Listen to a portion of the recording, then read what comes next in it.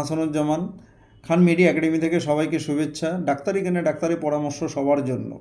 কখন ডাক্তারের কাছে আসবেন, কখন আসবেন না, কখন ভয় পাবেন। আজকে আমরা আলাপ করব হচ্ছে বিষধর সাপ নিয়ে এবং এর কামড় নিয়ে, অর্থাৎ স্নেক বাইট। বাংলাদেশে বিষধর সাপ কিন্তু আছে 15%, অর্থাৎ 15%। আর বিষধর সাপ না, নন পয়জনাস স্নেক, এটা কিন্তু 85%। যেহেতু সারা দেশে এখন বন্যা চলছে এবং বন্যা দুর্গত এলাকায় কিন্তু সাপের উপদ্রবটাই বেশি, সেই জন্য এই আলোচনাটা এখন খুবই প্রয়োজন। তা বিষধর সাপ কিভাবে চিনবেন? যার বিষের লক্ষণ প্রকাশ পেলে তখন তো অনেক দেরি হয়ে যাবে। তার আগে আগে কিভাবে আপনি টের পাবেন এটা বিষধর সাপ কিনা, সেই বিষধর সাপ কোনটা এবং এর কামড়ের দাগটা কেমন, সেটা আমরা একটা ছবির সাহায্যে আপনাদের দেখাই। একটা পয়জনাস স্নেক। এই পয়জনাস স্নেক মানে বিষধর সাপ, যার দুটো বড় বড় দাঁত রয়েছে, বিষ দাঁত।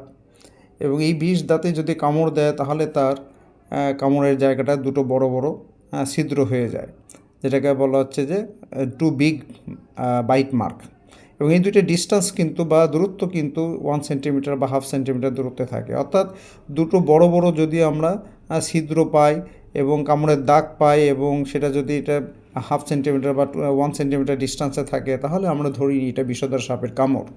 আর নন পয়জনাস স্নেক বা যেগুলোতে বিষ নাই, এগুলোতে বড় বড় দুটো দাঁত থাকে না, ছোটো ছোটো অনেকগুলো দাঁত থাকে। ফলে এইগুলো কামড় দিলে এবং বাইট মার্কটা এরকমই হয়, হ্যাঁ, অনেকটা অর্ধবৃত্তাকারের কিছু ছোটো ছোটো স্মল কিছু বাইট মার্ক পাওয়া যাবে অনেকগুলি, এবং এটা অর্ধবৃত্তাকার।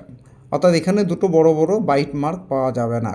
তাহলে এই বাইট মার্ক দেখে, বাইট মার্ক দেখে আমরা বুঝতে পারি এটা নন পয়জনাস, আর এই বাইট মার্ক দেখে আমরা বুঝতে পারি এটা হচ্ছে পয়জনাস বা বিষধর সাপ। এরপরে আমরা আসি এই বিষধর সাপের কামড়ালে আমরা কি কি লক্ষণ প্রকাশ পাবে। বিভিন্ন রকমের বিষধর সাপের লক্ষণ বিভিন্ন রকম। যেমন আমরা আমাদের দেশে কমন যে বিষধর সাপগুলো, তার ভিতরে আছে যে কোবরা সাপ, যেগুলো আমরা গোখরা বলি, ক্রেচ সাপ যেটাকে আমরা কেউটে সাপ বলি, আরেকটা আছে যে রাসেল ভাইপার, যেটাকে আমরা চন্দ্রবোড়াও বলে থাকি। এছাড়া কিছু সামুদ্রিক কিছু সাপ আছে যেটাকে আমরা সি স্নেক বলে থাকি। তবে কমন হচ্ছে যে কোবরা, গোখরা যেটা, আরেকটা হচ্ছে যে কিউটি সাপ অথবা ক্রেত, আরেকটা হচ্ছে যে চন্দ্রবোড়া অথবা রাসেল ভাইপার।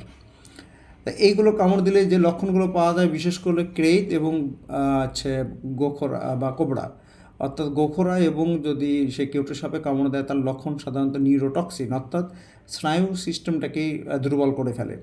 এবং সেই ক্ষেত্রে অনেক কিছু প্যারালাইসিস পাবো, যেমন চোখের পাতা প্যারালাইসিস হয়ে গেলে চোখের পাতাটা অর্ধেক নেমে চলে আসে, কেমন যেন ঘুমায় গেল এরকম একটা ভাব। তারপর আসছে হচ্ছে যে ঘাড়ের মাসেলগুলো প্যারালাইজ হয়ে যেতে পারে, ঘাড়টা নাড়াইতে পারে না, ঘাড়টা পড়ে যায়, ডাইনে বায়ে ঘোরাইতে পারে না। জিহ্বার মাসেল প্যারালাইজ হলে জিহ্বাটা নাড়াইতে পারে না, মুখটা হাঁ করতে পারে না, এবং গলার মাসেল প্যারালাইসিস হলে কিছু খেতে পারবে না, গিলতে পারবে না। এইগুলি সাধারণত এই যে প্যারালাইসিস জাতীয় জিনিসগুলো আমরা পেয়ে থাকি। এটা হচ্ছে নিউরোটক্সিন। এটা কিসের জন্য? এটা হচ্ছে যে গোখরা অথবা কিউটি সাপ, অর্থাৎ হচ্ছে কোবরা অথবা ক্রেইতের আক্রমণে হয়। আর রাসেল ভাইপারের কামড়ে যেটা হয় সেটা হচ্ছে যে যে যে জায়গাটা কামড় দেবে ওই জায়গাটা ব্লিডিং হতে থাকবে। তা ব্লিডিং যখন হতে থাকে ওই জায়গাটা থেকে সহজে ব্লিডিং বন্ধ হতে চায় না। এমনকি কোনো ইঞ্জেকশন দিলেও ইঞ্জেকশন সাইড থেকে ব্লিডিং হতে থাকে।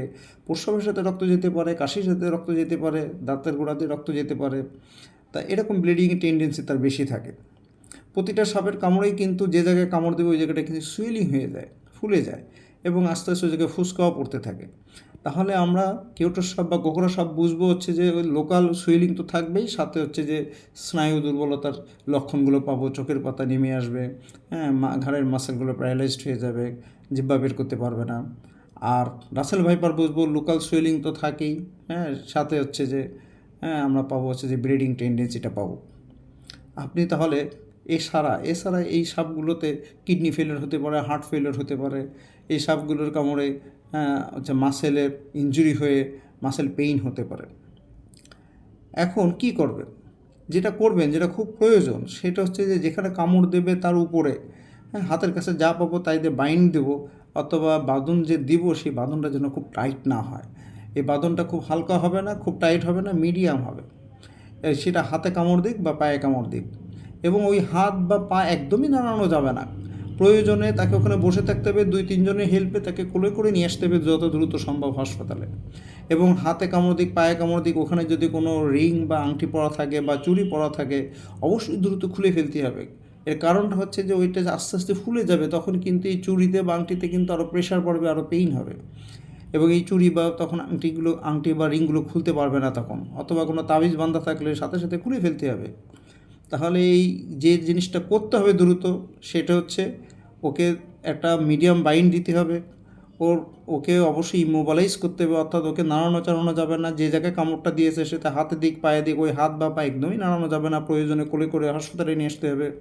আর ওই জায়গাটায় যেটা করতে হবে সেটা হচ্ছে যে রিং পরা থাকলে অথবা চুড়ি পরা থাকলে খুলে ফেলতে হবে, আর প্রয়োজনে ওখানে একটু সাবান পানি দিয়ে পরিষ্কার করে ফেলতে হবে। আর যেটা করা যাবে না সেটা হচ্ছে যে কোনো রকমভাবে উজার খোঁজ নেওয়া যাবে না, উজার বাড়িতে যাওয়া যাবে না, দেরি করা যাবে না। লক্ষণ প্রকাশ পাইলে কিন্তু এই রোগী লাইফ রিস্ক হয়ে যাবে। এলে 1 নাম্বার। দ্বিতীয়, যে জায়গায় কামড় দিয়েছে ওই জায়গাটা আরও একটু কেটে বিষ নামাবো, বা ওই জায়গায় একটু গোবর দিব, বা ওই জায়গায় একটু মাটি দিব, বা ওই জায়গায় একটু কোনো ক্রিম দেবো, এগুলো করা যাবে না।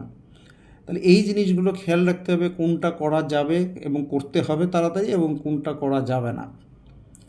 সবাই ভালো থাকবেন।